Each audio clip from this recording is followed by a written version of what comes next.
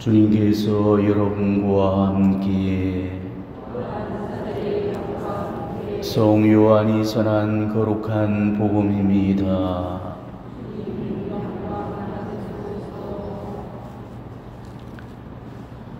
유다인들의 파스카 축제가 가까워지자 예수님께서는 예루살렘에 올라가셨다.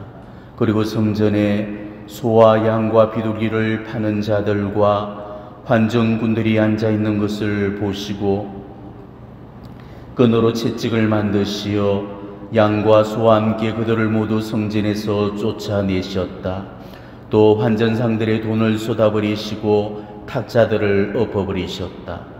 비둘기를 파는 자들에게는 이것들을 여기에서 치우라, 네 아버지의 집을 장사하는 집으로 만들지 마라 하고 이루셨다. 그러자 제자들은 당신 집에 대한 열정이 저를 집어삼킬 것입니다 라고 성경에 기록된 말씀이 생각났다. 그때 유다인들이 예수님께 당신이 이런 일을 해도 된다는 무슨 표징을 보여줄 수 있어? 하고 말하였다. 그러자 예수님께서 그들에게 대답하셨다. 이 성전을 허물어라. 그러면 내가 사흘 안에 다시 세우겠다. 유다인들이 말하였다. 이 성전을 46회나 걸려 지었는데 당신이 사흘 안에 다시 세우겠다는 말이요.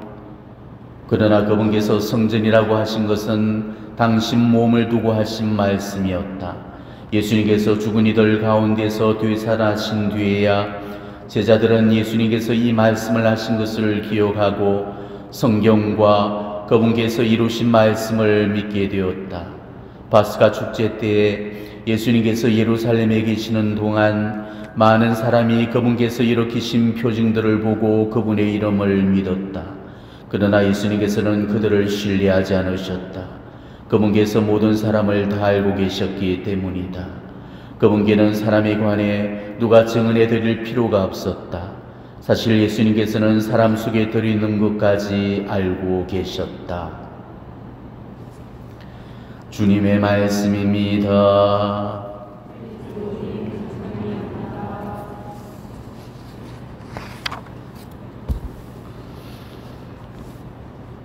오늘 예수님은 파스카 과일절에 예루살렘에 들어가셔서 예루살렘 성전을 발칵 뒤집어 놓으셨습니다.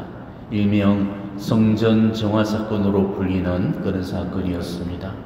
오늘 복음 속의 예수님의 모습은 우리가 평소 아는 예수님의 모습과는 너무나 달랐죠. 그렇게 유순하시던 분이 그토록 거칠고 또 과격한 행동까지 보이셨습니다. 채찍을 휘두르시고 돈을 쏟으시고 판을 엎으시면서 녹이 어린 눈으로 쓰리빨 같은 보로령을 내리셨습니다. 오늘 예수님의 분노는 받아들이기가 굉장히 곤혹스러울 겁니다. 꼭 그렇게까지 해야만 했을까 반문할 수도 있겠죠. 하지만 오늘 예수님의 이 행동을 이해하기 위해서는 먼저 그 당시의 상황 속으로 들어가 봐야 될 겁니다. 때는 과일절이 가까운 무렵이었습니다. 과일절은 이스라엘이 에집트에서 탈출한 것을 기념하는 해방 축제를 말하죠. 유대인들에게는 최고 최대의 명절인 셈입니다. 이 축제는 대개 4월 중순경에 거행이 되었는데 예루살렘을 중심으로 반경 30km 내에 있는 성인 남자들이라면 의무적으로 참석을 해야만 했습니다. 게다가 다른 나라에 흩어져 살던 유대인들도 이날만큼은 고국으로 돌아오게 되어 있습니다. 성서학자들이 추정하는 바로는 이날에만 약 200만 명의 유대인들이 예루살렘으로 모였다고 합니다. 더욱이 놀라운 사실은 이날 하루에 제물로 잡는 그 짐승의 숫자만 해도 양만 해도 30만 마리가 넘는다고 합니다. 그러니 장사꾼들한테는 그야말로 대목을 만든 날이었고 한몫을 챙기려고 눈알이 벌겋게 설치되었던 거죠. 근데 유대 당국에서는 유대인들이 성전에서 제물을 드리는 데 있어서 편의를 제공하기 위해서 양이라든지 비둘기 같은 제물들을 성전 내에 판매하도록 허용을 해줬습니다. 그걸 안 해주게 되면은 아주 먼 지방에 있는 사람들이 예루살렘 성전까지 와서 제물을 바치려고 하면은 소나 양이나 비둘 같은 짐승을 이끌고 몇 날에서 몇 달씩 여행해서 와야 되는데 결코 쉬운 일이 아니었죠. 짐 보따리를 주렁주렁 이고지고 안고 들고 거기다가 짐승까지 끌고 와야 됐기 때문에 이거는 여간 고역이 아닐 수가 없었습니다. 그래서 순례자들의 편의를 봐주기 위해서 성전 구내에서 제물로 쓰일 그 짐승을 살 수 있도록 판매대를 마련해 줬던 거죠. 그런데 이렇게 좋은 의도에서 시작되었던 일에 우리 인간의 탐욕이 끼어들면서 그 의도가 훼손이 되고 말았던 겁니다. 야훼께 바칠 그 짐승은 흠과 결이 있어서는 안 되기 때문에 성전 구내에서 파는 그 짐승들은 금시관들에 의해서 흠결이 없다고 판정받은 그야말로 금정된 짐승만 팔도록 허용이 되었죠. 그러니까 유다 당국이 보장해주는 그런 재물이었던 것이옵니다. 하지만 그 가격이 보통 시중가의 10배 이상이나 높았다고 그래요. 그런데 재물에 쓸 짐승을 파는 것은 대제사장이 전매권을 주고 있었기 때문에 대제사장은 그 전매권을 악용해서 자기 친척이나 지인들한테 매대를 내주고 서로 공생을 하면서 부당이익과 폭리를 취했습니다. 거기다가 성전 구내에서 파는 이 검정되었다는 짐승들이 오히려 상처가 더 있고 흠결이 있는 경우들이 더 많았고 직접 끌고 왔던 짐승들이 제물로서 더 적합했습니다. 하지만 수석 사제들은 성전 구내에서 파는 짐승을 산 경우는 제물로 바칠 수 있다는 합격 판정을 내려줬고 직접 이끌고 왔던 그 짐승들은 불합격 판정을 내려서 성전 구내에서 그 짐승을 다시 사도록 그렇게 유도를 했던 거죠. 사람들은 정말 울며 겨자 먹기 식으로 당국의 폭리 앞에 저항 한번 못 해보고 살 수밖에 없는 그런 처지였던 겁니다. 또 거기다가 환전상들의 폭리도 상당했습니다.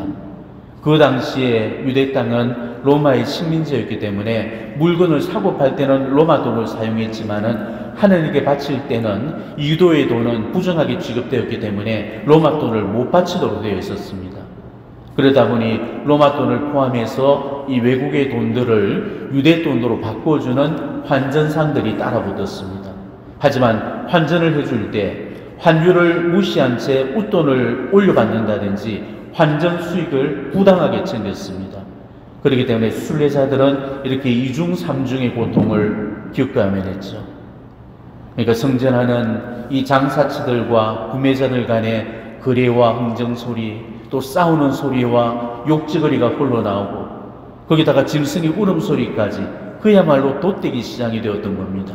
거기다가 온갖 짐승들이 싼 배설물들이 여기저기 널브러져 있었고 또 짐승이며 사람들이 지나다니는 통에 그것을 밟고 성전하는 그야말로 코를 찌르는 악취가 진동을 하게 되었습니다.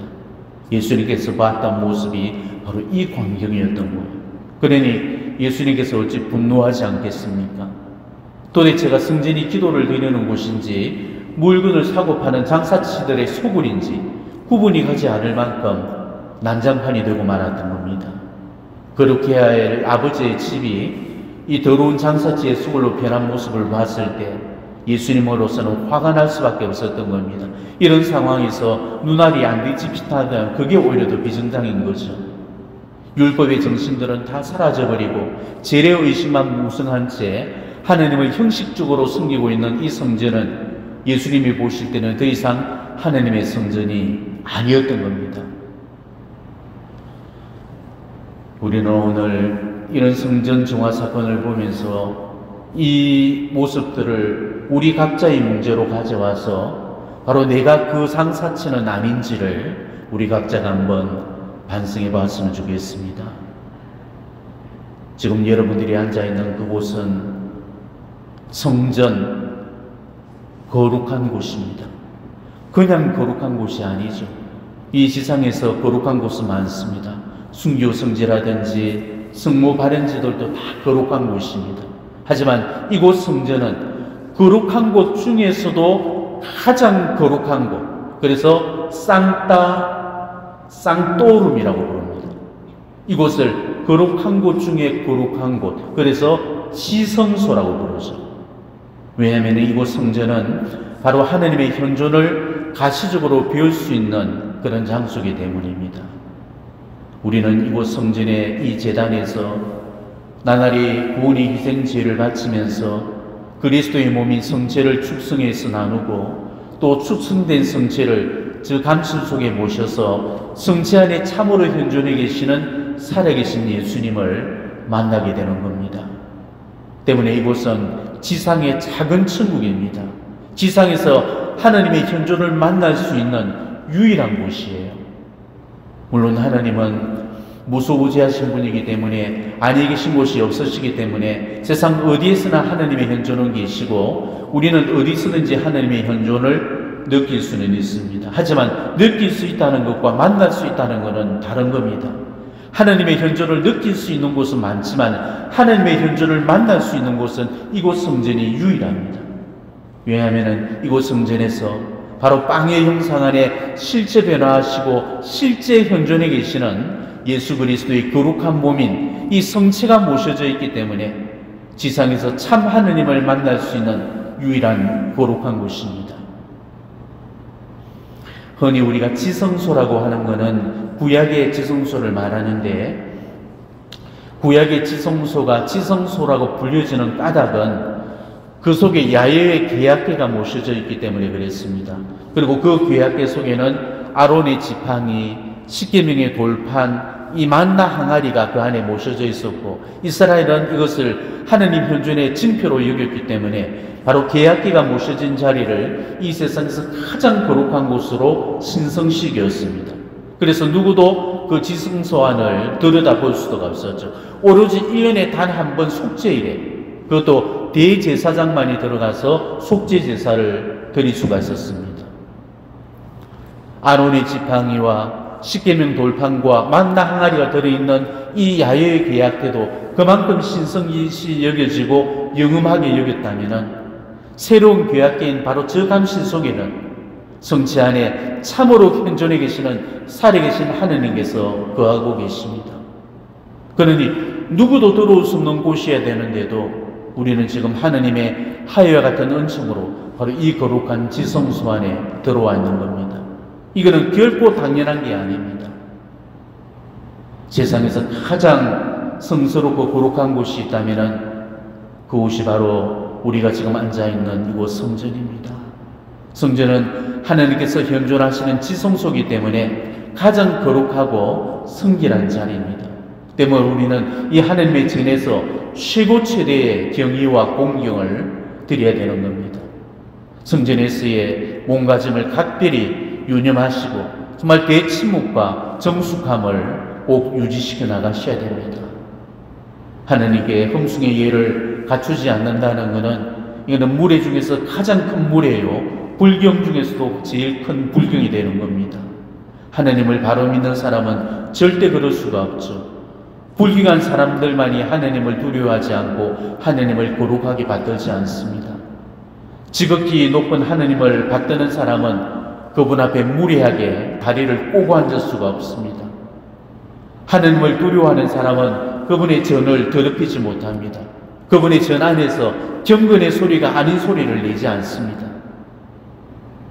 여기는 개신교의 예배당이 아니에요. 예배만 보고 집회만 하는 그런 공간이 아니라는 겁니다. 예배가 끝나고 나면은 마치 돗대기 시장인 것처럼 왁짝지껄 뜯어대도 되는 곳이 아니라는 것입니다. 여기는 우리 하나님께서 고요히 머무시는 지성소입니다. 그런데도 우리는 이곳 성전을 지금 장사치의 수굴로 만들어가고 있습니다.